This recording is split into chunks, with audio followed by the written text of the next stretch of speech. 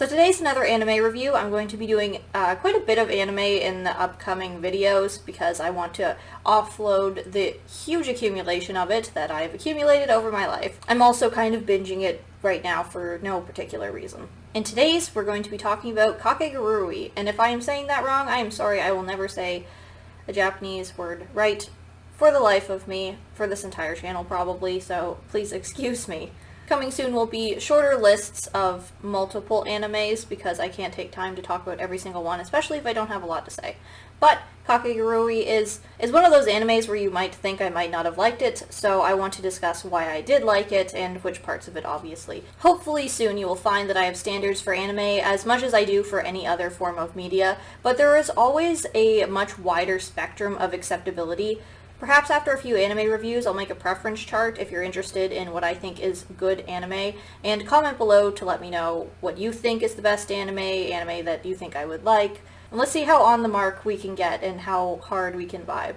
But for now, we're just looking at Kakegurui. So Kakegurui has a super simple plotline. You can find some of the metadata over somewhere on the screen. Hopefully you like my new slightly spooky background that will continue until the end of October. If you don't know what the anime is about, the character Yumiko Jabami finds herself in the middle of a high school full of children of influential families and is completely held hostage by a gambling hierarchy. What the predatory student council doesn't expect is to face someone like Yumiko, a complete wild card and compulsive gambler that shakes the entire school system to its core.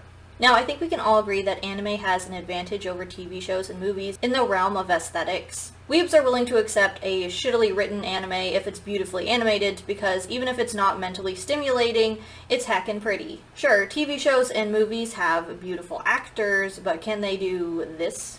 Before you get ahead of yourself, no, Kakegurui is not a shitty anime that only has aesthetics going for it. I'm just setting a groundwork of assessing anime compared to reality media.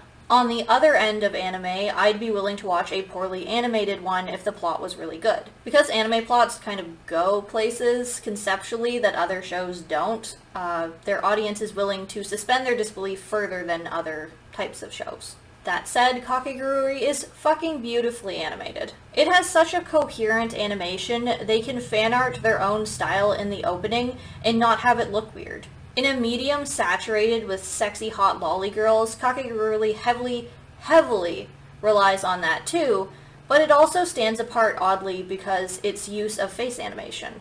As much as characters start pretty basic looking, they come to life through their emotions. Faces that could easily stay pretty flat because we're here for hot girls gambling, not exactly plot, the animators decided to say, fuck it. It's more compelling to watch pretty girls get ugly. For example, they animate the muscles and the veins in characters' nose when they get disgusted. Spittle flies when they're mad. The emotional animation is by far the greatest thing that Kakegurui has going for it. Another interesting thing to note about Kakegurui's animation is their heavy fixation on lips. If you watch any amount of anime, you'll no doubt have run into the no lips. Some animes not only don't care about putting effort into lips, they don't even draw them in. Centering on lips is no doubt part of the sex appeal of the anime, but it is also just really refreshing.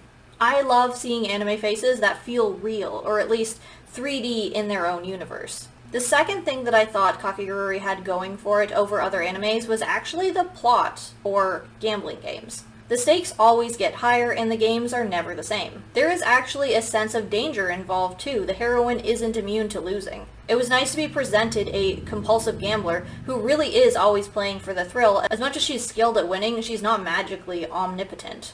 Lastly, and just a side note, as much as the characters are constantly catering to its audience with character contact and sexuality, we get a lot of girl-on-girl interest. I'm glad the characters themselves don't fixate on it. Except, of course, you know. Because it's a more mature anime, they don't need to fixate on immature romances. The boy Yumiko saves in the first episode and becomes her follower, reveres her, but also sees that she's an independent being. She has her own motives, her own passions. She's a compulsive gambler, and not only does he not try to insert himself in her life with a romantic importance, he doesn't try to change who she is either. He respects her, everyone gets to be who they really are, and it's way better than the toxic relationships usually presented in animes that are more grounded in the confines of reality. It's not slice of life, but I'm just saying they tend to fall back on stupid teenage drama, and I hate it. Your lie in April. With all that said, I give Kakegurui an A-.